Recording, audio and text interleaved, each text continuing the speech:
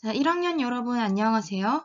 자, 오늘 이번 시간은 선생님과 함께 저번 시간에 우리가 인상주의 화가 중에서 모네를 배웠었는데 그거에 더 심화되어서 다른 유명한 인상주의 화가들 3명의 화가들을 알아보는 시간을 가지려고 합니다. 자, 그렇다면 우리가 오늘 배울 인상주의 화가 3명은 도대체 누구냐? 여러분들이 익히 들어서 익숙한 화가들일 수 있고 아니면 처음 들어본 화가일 수도 있어요.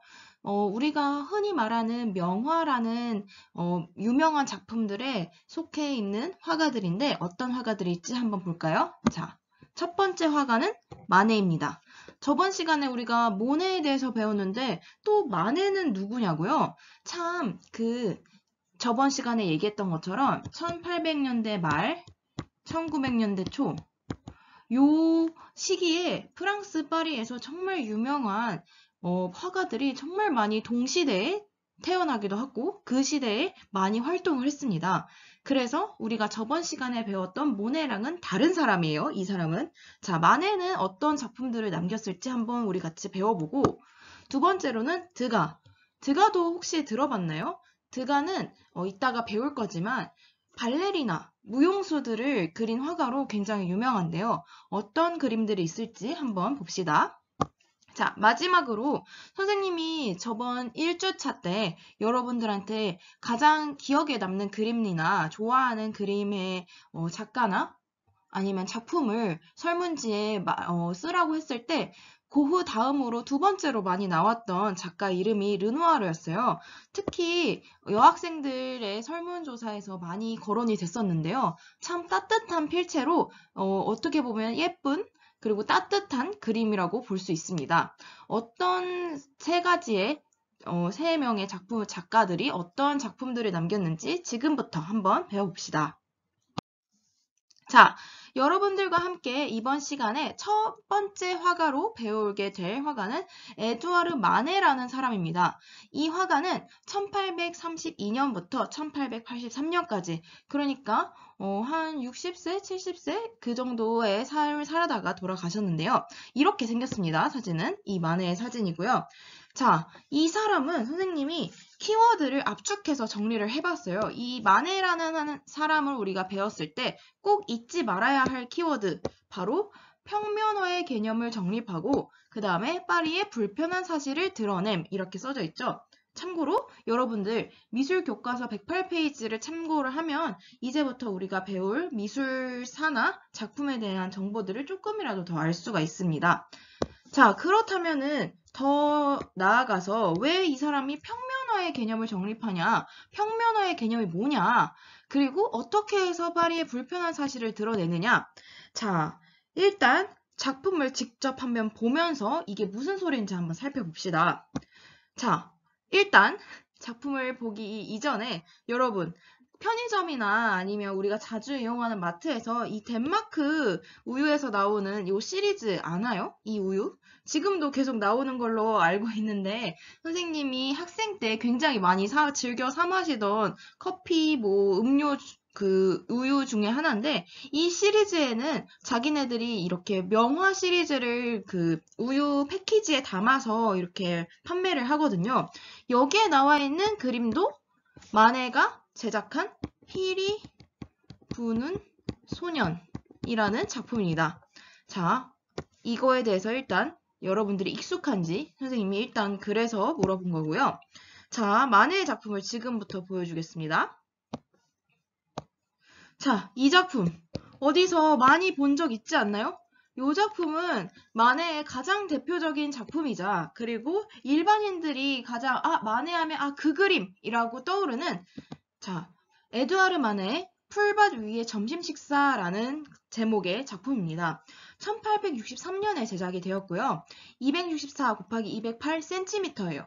그래서 어떻게 보면은 2m, 가로 2m, 세로 2m가 넘는 굉장히 큰 크기의 작품이겠죠. 한번 상상을 해보세요. 캔버스의 유화로 제작이 되었고요. 오르세 미술관에 소장되어 있습니다. 프랑스 파리에 가면 꼭 들러야 할 장소 중에 하나죠. 자, 그렇다면 도대체 이 풀밭 위의 점심 식사, 여러분들이 처음 봤을 수도 있고, 아, 예전에 어디서 한번 본 것 같은데 라는 생각이 들 수도 있어요. 자, 일단 차근차근 하나씩 짚어봅시다. 첫 번째, 이 작품을 처음 딱 맞닥뜨리는 여러분들은 이 생각이 들 수 있어요. 첫째, 가운데 있는 이 여성 왜 벗고 앞에 있느냐? 그리고 이 두 남성 도대체 이 여성과 뭐 하는 관계길래 옆에 이렇게 앉아 있느냐? 그 다음에 손가락으로는 무엇을 가르치고 있느냐? 자, 그 다음에 생뚱맞게 저기 뒤에서 이렇게 다가오는 듯한 요 여인은 도대체 뭐 하는 사람이고, 그 다음에 그냥 점심 식사를 평범한 데서 하면 되지. 이 숲속에서 하는 건 도대체 뭔가? 여기에 점심 식사니까 과일 바구니, 이렇게 식사 바구니들도 있는데 도대체 이 알쏭달쏭한 이 작품은 도대체 뭘 나타내고 있는가? 자, 일단 선생님이 아까 만해에 대해서 소개할 때 두 가지의 포인트를 짚어줬어요. 첫 번째가 평면화의 대과, 그 다음에 두 번째가 파리의 불편한 진실을 드러낸다고 했었어요. 자, 그러면 일단 차근차근 평면화의 대가는 왜 평면화의 대가인가? 일단 여러분, 이 만해 이전에, 인상주의 이전의 그림은 우리가 어떻다고 했었죠?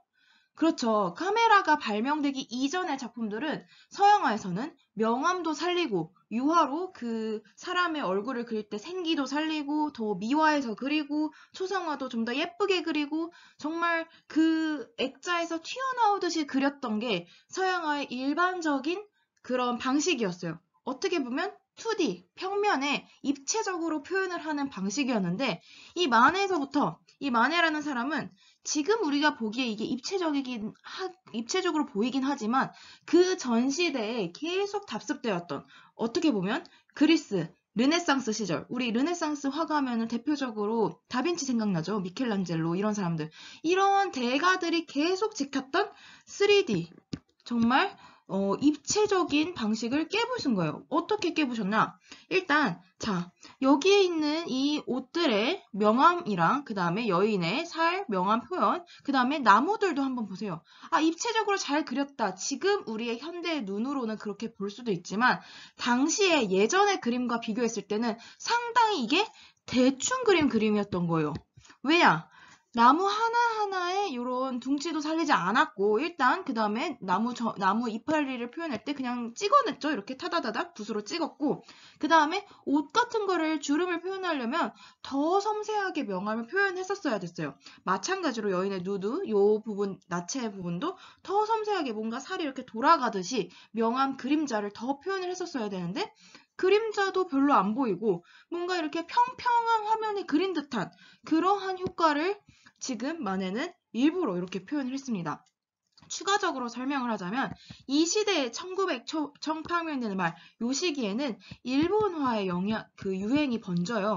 우키우에라고 하는 일본의 판화들이 유행을 하기 시작하는데 파리의 화가들은 그거를 보면서 정말 충격에 빠져요. 아, 저 바다 건너 있는 섬나라 일본은 이렇게 미술이 발전을 했구나. 우리가 여태까지 3D, 입체화하면서 명암만 죽어라고 이렇게 강조를 했었는데 이 바다 건너 있는 일본화는 평면으로도 그렸는데도 이렇게 잘 표현할 수가 있고 더 와닿는구나 라고 하면서 파리의 화가들이 평면화의 움직임을 관심을 보이고 이거를 실행하고자 합니다. 그 중에 대표적인 화가는 마네였고요. 자, 그 다음에 두 번째, 이게 포인트입니다. 파리의 불편한 진실을 나타냈다. 자, 여기에 이 풀밭 위에 점심 식사하면은 요 파리의 당시 세태를 말을 안 할 수가 없어요. 자, 아까 선생님이 질문을 여러분들한테 던진 것처럼 왜 이 여인은 벌거벗은 대낮에 이렇게 옷을 벗고 있고 여기에 이 두 남자는 뭐 하는 사람들이길래 이렇게 옆에서 히덕거리고 있냐? 자, 이때 파리는 요 두 사람 이렇게 정장 옷을 입은 이 두 사람은 파리의 부르주아 계층입니다. 지금으로 치자면 변호사 계급 정도 되겠네요. 그런 사람들.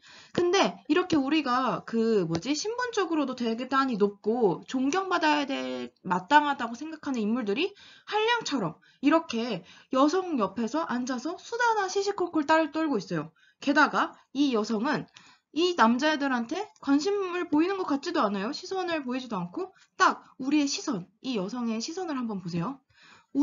화면 속에 보고 있는 우리를 지금 딱 정면으로 보고 있는 것 같지 않나요? 당시에 파리에는 살롱전이라는 게 있었어요. 이 살롱전은 화가들이 데뷔를 하기 위해서 반드시 거쳐야 하는 관문 같은 거였어요. 이 살롱전에 마네는 이 작품을 딱 내겁니다. 그리고 아주 예상한 결과처럼 떨어지게 돼요. 그래서 그 다음에 낙선전이라고 해서 떨어진 작품들만을 모아서 자기네들끼리 전시를 하게 되는데, 자, 이때 낙선전에 이 그림을 보려고 파리의 수많은 시민들이 그렇게 줄을 서서 봤다고 해요.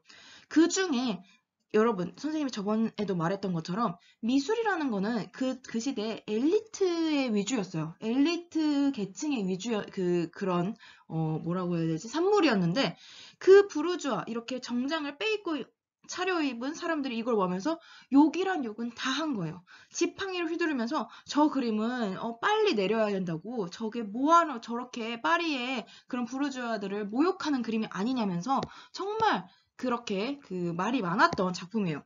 자, 일단 왜 그러냐? 첫 번째로 이 여성, 모델이 되는 요 여성은 그 당시 파리에서 직업 여성이었어요.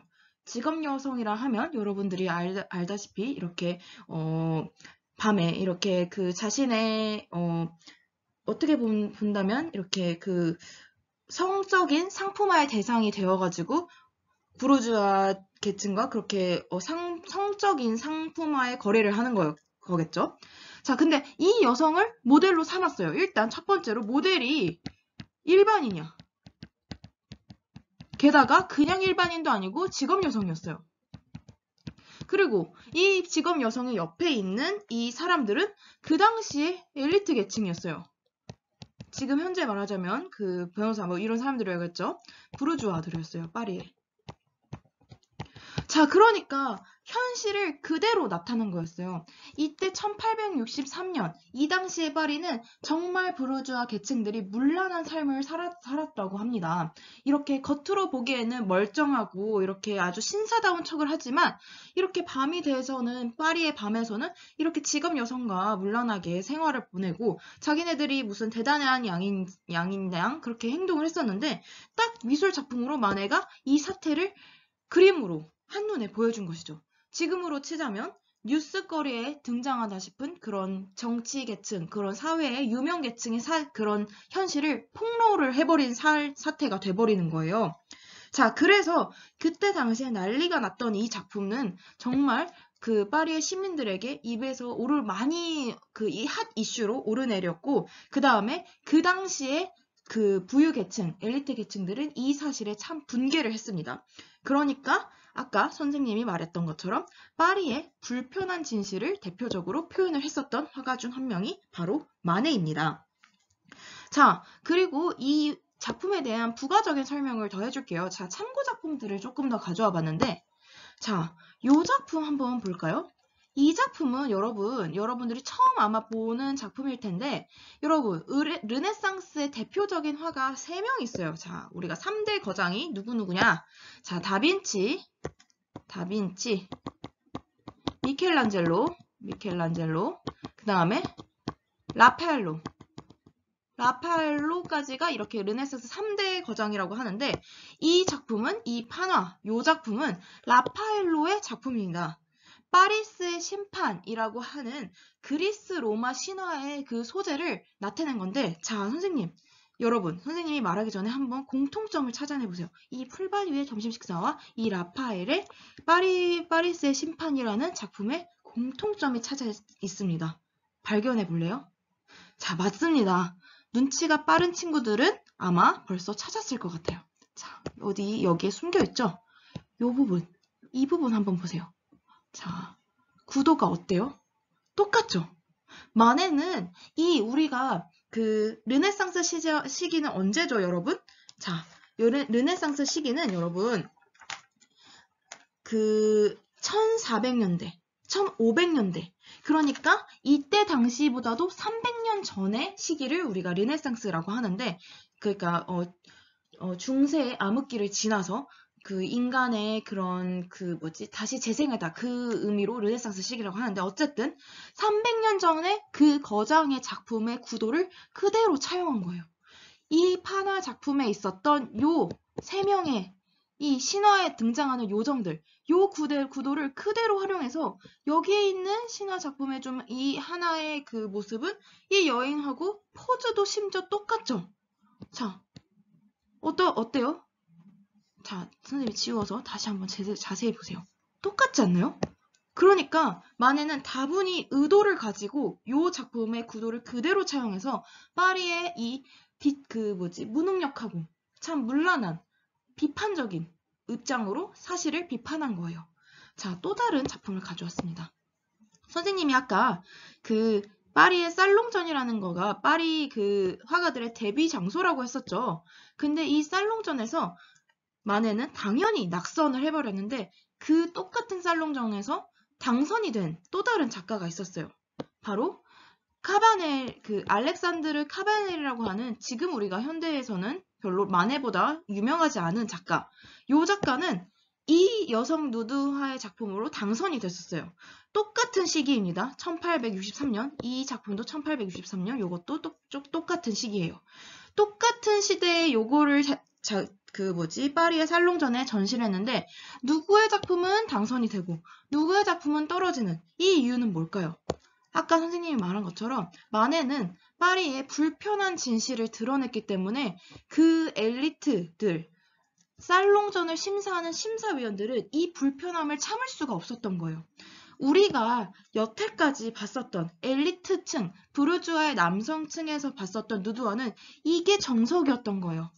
뭔가 시선을 회피하고 부끄러운 듯하게 이렇게 쫙 뭔가 잠에서 깨어나는 듯한 이런 포즈에서, 여기에 에로스는 여기 위에 있는 아기 천사들을 말하는 거였죠. 이렇게 에로스들이 그 비너스의 탄생을 축하하는 그리스 로마 신화의 한 장면을 이렇게 어떻게 보면 에로틱하게 표현을 하는 게 일반적인 관례였는데, 자, 이 대담한 젊은 마네라는 화가는 신화에 등장하는 인물도 아니고 그냥 일반인을 모델로 삼은 것도 아니고 심지어 직업 여성을, 심지어 옆에 있는 사람들을 심사하는 부르주아, 그 자신들의 본인의 현실을 이렇게 적나라하게 드러냈던 것입니다.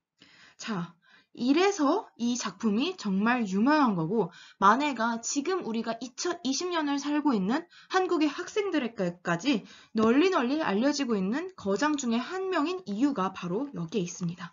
이제 조금 이해가 되시나요? 선생님이 왜 평면화의 대가이자 파리의 불편한 사실을 드러낸 화가라는 점을 이제 여러분들이 조금 알 수 있을 것 같습니다. 자, 그리고 또 하나의 마네의 아주 센세이션한 또 다른 작품, 에두아르 마네의 올랭피아라는 작품입니다. 마찬가지로 1863년에 전시가 되었던 작품이고요.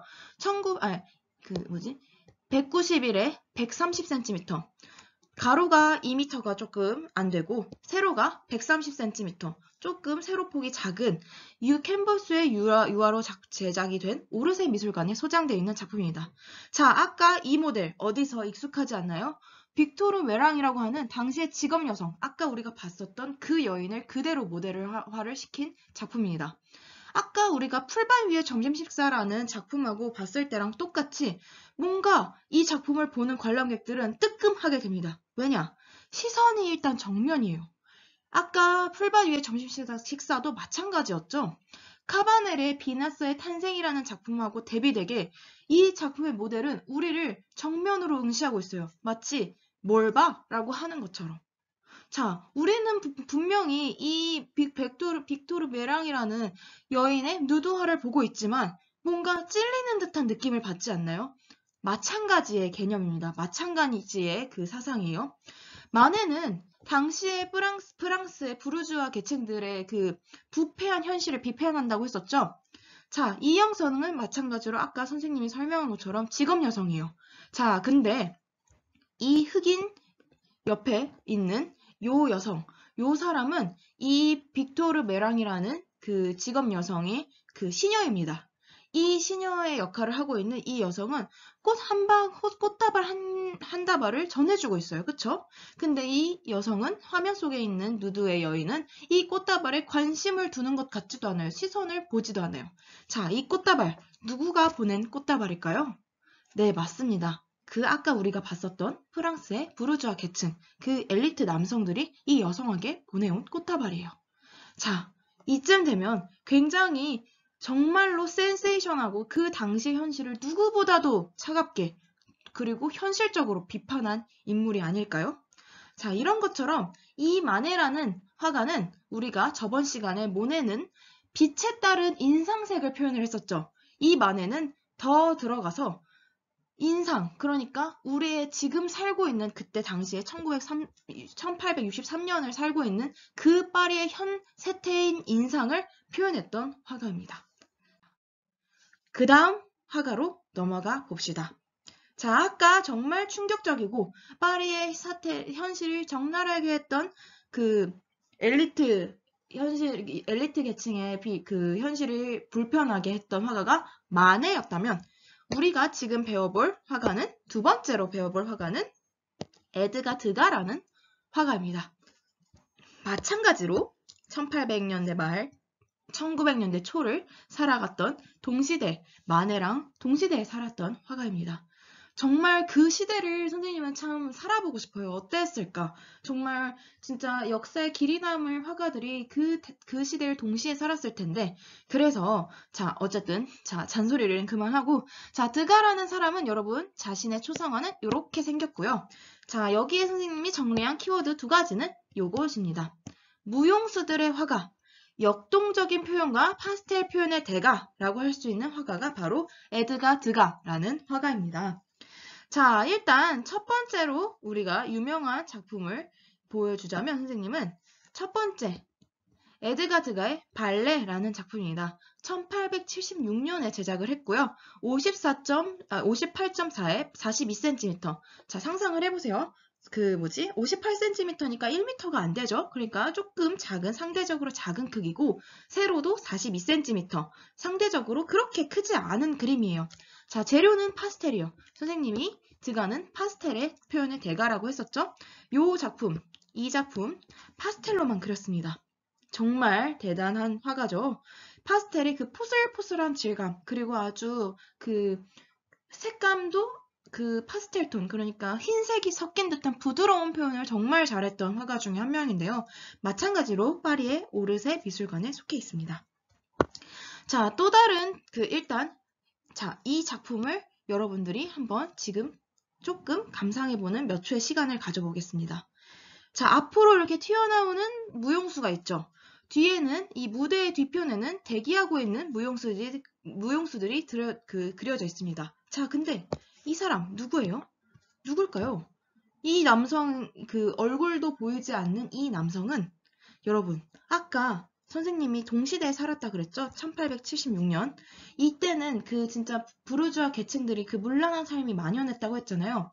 이 남성은 아까 마네 작품에서 등장했었던 부르주아 계층 중 한 명입니다. 이 남성은 요 어린 발레 무용수들을 후원하는 어떻게 보면 후원자 중 한 명이었어요. 자, 마찬가지로 드가는 무용수들을 많이 그렸었는데 이 무용수들은 여러분 그 당시 파리에서 발레의 어린 무용수들은 가난한 계층의 여인들이었어요. 가난한 계층의 소녀들이 그 무용을 배우고 공연을 하고 이렇게 그 후원자들의 후원을 받으면서 어렵게 생계를 이어 나갔던 그런 소녀들인데요. 이 사태를, 이 파리의 현실을 이렇게 살포시 얹혀서 표현을 했었던 것입니다. 자, 또 다른 작품을 보여줄게요. 이번에 지금 여기에 나와 있는 요 작품, 두 번째 작품은 1917년이라고 나와 있죠. 선생님, 1914년에 드가가 죽었는데 어떻게 이 작품은 1917년의 작품인가요? 자, 이 작품에는 사연이 많이 있는 작품이에요. 이 작품은 여러분, 드가가 죽기 전에 남겼던 작품인데 요거는 브론즈로 주조를 했다 그랬죠. 밀랍 조각을. 자, 선생님 설명을 차근차근 들어보세요. 이 브론즈로 주조한 건 드가의 사후에 죽고 나서 유족들이 브론즈로 만든 거예요. 그 전에 드가는 죽기 전에 밀랍 조각만을 조각을 했었던 거예요. 자, 이 브론즈 조각은 어떻게 탄생을 하냐? 밀랍이라는 그 재료가 뭔지 아나요, 여러분? 그 벌들이 그 자기네 벌집을 지을 때 사용하는 끈적끈적한 재료를 밀랍이라고 하는데요. 그 밀랍은 마치 점토처럼 그렇게 드가가 옆에서 이렇게 조각이 아니라 소조, 그러니까 이렇게 점토 같은 조각을 이렇게 붙여서 요렇게 붙여서 밀랍을 붙여서 만든 거예요. 이렇게 밀랍으로만 되어 있던 요 조각을 나중에 그 사후에 유족들이 이 밀랍 조각을 틀을 떠서 중학교 때 혹시 석고 조각이나 석고 손 조각 그걸 했던 사람 알 거예요. 틀을 만들어서 여기에 청동을 붓습니다. 그래서 이 틀만 남아있다면 무한정으로 생성이 되겠죠. 조각 작품들이. 브론즈로 나중에 작가 유족들이 제작을 한 작품이에요. 1917년에. 작품의 제목은 여기 나와 있는 것처럼 14세의 어린 무용수. 드가는 무용수들에 대한 애정이 남달랐어요. 이 어린 무용수들이 자신의 생계를 벌기 위해서 이렇게 열심히 무용을 하는 이 자세의 매력을 느낀 걸 수도 있고요. 자, 여기에 나와 있는 것처럼 설명을 다시 한번 볼까요? 이 중 한 작품이 1988년, 지금부터 얼마 안 되죠? 크리스티 뉴욕 경매에서 약 1000만 달러, 약 111억 원에 판매되어서 당시로서는 모든 조각들 중에서 가장 높은 경매의 기록을 세운. 자, 이 작품이 왜 그렇게 비싼 가격에 팔렸을까요? 이 작품은 여러분, 일단 드가의 죽기 전에 마지막으로 남겼던 작품 중 하나고요. 생전에 밀랍 조각으로만 남겼을 때도 드가는 이 조각 작품을 보면 뭔가 이상하지 않아요? 여기 보면 이 옷. 실제 무용수들이 입는 옷을 그대로 조각 작품에 입혔어요. 그러니까 밀랍 이 덩어리에 실제로 입혔겠죠. 죽기 전에 드가가. 그러면서 정말 여태까지의 조각 작품들 중 가장 섬세하고 화가의 눈에서 바라본 그 어린 무용수를 조각 작품으로 구현을 해놨다라는 평을 들으면서 정말 대가의 가장 명작 중에 하나다라는 평으로 그렇게 높은 가격에 팔렸던 것이랍니다. 자, 조금 더 확대해서 보면 선생님이 왜 이런 말을 했는지 알 수 있을 거예요. 확대한 아까 14살의 어린 무용수의 전시된 사진입니다. 표정을 한번 보세요. 이 조각상에. 정말 그 어린 무용수가 이렇게 무용 동작을 하기 전에 이렇게 쭉 뻗는 듯한 그런 느낌. 이 표정, 그 다음에 이 동세, 옷. 너무나 생생하게 살아있지 않나요? 그렇기 때문에 선생님은 그래서 가장 비싸게 팔리고 유명한 작품들 중 하나가 아닐까라는 생각을 합니다. 자, 드가의 세 번째 작품도 마저 한번 살펴봅시다. 발레 클래스라는 작품은 바로 요거입니다. 세 번째 볼 작품은 1871년에서 1874년 사이에 제작된 작품이고요. 캔버스에 유채로 제작을 했습니다. 85에서 75cm의 생각보다는 작은 작품이고 마찬가지로 오르세 미술관에 소장이 되어 있습니다. 자, 또 다른 특징을 선생님이 여기 적어놨는데요. 드가의 작품은 마치 몰래 무대 뒤로 숨어서 찍은 파파라시 샷처럼 순간의 장면을 포착을 합니다. 자, 이 작품도 한번 보세요, 여러분. 지금 어린 무용수들이 발레복들, 연습복들을 입으면서 이 단장의 지시 아래에서 이렇게 일사불란하게 움직이고 있는 현재 작품, 모습을 탁 캡처한 것 같지 않나요? 그래서 인상주의에 속하는 화가 중 한 명이기도 합니다. 그 당시의 현실을 생생하게 전달을 했고 그 다음에 카메라로서는 포착할 수 없는 순간적인 그러한 인상, 그러한 모습을 포착했기 때문이라기도 하답니다. 자, 그렇다면 마지막 화가를 이제 다음 슬라이드에서 배워봅시다. 자, 마지막으로 우리가 인상주의 화가로 배워볼 작가 중 한 명은 오기스트 르누아르라는 인상주의 화가 중 한 명입니다. 자, 또 핵심 키워드. 빛의 효과를 표현하고 그 다음에 부드러운 색감과 평화로운 이미지를 표현했습니다. 이 르누아르라는 화가는 여학생들이 가장 좋아하는 화가들 중 하나예요. 정말 그림이 아주 따사롭고 정말 어떻게 보면 예쁘거든요. 자, 다른 작품들도 한번 볼까요? 이 작품, 그리고 참고로 이 작품은 르누아르 본인의 자화상입니다. 자, 오규스트 르누아르 물랭르라 갈라트의 무도회 1876년에 제작이 되었고요. 131에 175cm, 그러니까 둘 다 가로 세로 크기가 1m가 넘는, 어떻게 보면 조금 이렇게 크기가 있는 그림이고요. 마찬가지로 캔버스의 유화, 오르세 미술관에 소장이 되어 있습니다. 르누아르의 가장 대표적인 작품들 중 하나라고 볼 수 있는데요. 르누아르는 휴양지를 배경으로, 그러니까 그 마네랑 드가가 엘리트 계층, 부르주아 계층들의 그런 문란한 삶, 그런 어두운 면을 포착을 했다면 르누아르는 반대로 이러한 파리의 부르주아 계층이나 시민들, 그 당시의 시민들의 활기찬 모습을 그렸습니다. 이 물랑르라 갈레트의 무도회는 여러분, 물랑루즈라는 파리의 그때 당시에 유명한 무도회장이 있었어요. 지금 당시에 현재 몽마르트 언덕에 있는 그 물랑루즈의 지금 현재 당시의 사진이고요. 이 작품은 고흐가 그린 물랑르 드라 갈레트라는 작품입니다. 이 물랑르 드라 갈레트 이 벌판 앞에 여기에서 사람들은 파리의 시민들은 모여서 춤을 추고 그 다음에 오케스트라의 그런 음악에 맞춰서 아주 그 밝고 활기 있는 그런 삶을 묘사를 했어요. 그래서 보면 캔버스의 유화, 똑같은 유화 그 재료를 썼는데 정말 어떻게 보면은 아주 부드럽고 그 다음에 풍부한 색채. 여기도 자 보세요. 이거 뭐죠, 여러분? 이런 부분. 나뭇잎이 햇빛에 치는 그림자를 본 적 있나요, 여러분? 그 그림자를 표현한 거예요. 자, 인물들의 옷에도 이렇게 나뭇잎의 그림자가 떨어뜨려져 있죠. 정말 활기차고 사람들의 행복한 표정들, 웃음기가 넘치고 이렇게 밝고 밝은 모습들을 이렇게 르누아르는 표현을 했답니다. 자, 여기에도 써있는 것처럼 선생님이 120호가 되는 대형 캔버스를 아틀리에에서 몽마르트 언덕, 여기겠죠? 무도회장까지 여기 매일 가지고 가서 직접 묘사한 작품이에요. 아틀리에에서 실내에서 편하게 그린 그림이 아니라 무거운 캔버스를 낑낑 들고 옮겨서 이 르누아르는 매일 이렇게 무도회장 앞에 가서 이 춤추는 사람들을 그 즉시에서 이렇게 그린 작품이라고 합니다. 자, 또 다른 르누아르의 작품들을 한번 봅시다. 이 작품은 르누아르가 그린 두 자매 테레스에서라는 제목의 작품이고 1m가 넘고 82cm 정도의 크기의 1881년에 제작된 작품입니다. 마찬가지로 정말 햇빛이 따스하게 비치고 이 두 자매가 아주 이렇게 예쁘게 머리에 이렇게 모자를 또 쓰고 꽃도 꽂고 평화로운 진짜 이러한 부드럽고 예쁜 모습을 딱 그림으로 담아진 게 보이지 않나요? 선생님도 르누아르의 색감을 정말 좋아합니다. 자, 또 다른 작품 중 하나예요. 자, 설문지에도 등장했었던 여러분들이 좋아한다는 작가 중 한 명이었던 이 작품은 사마리, 그때 당시에 유명한 여배우의 초상을 이렇게 그린 작품인데요.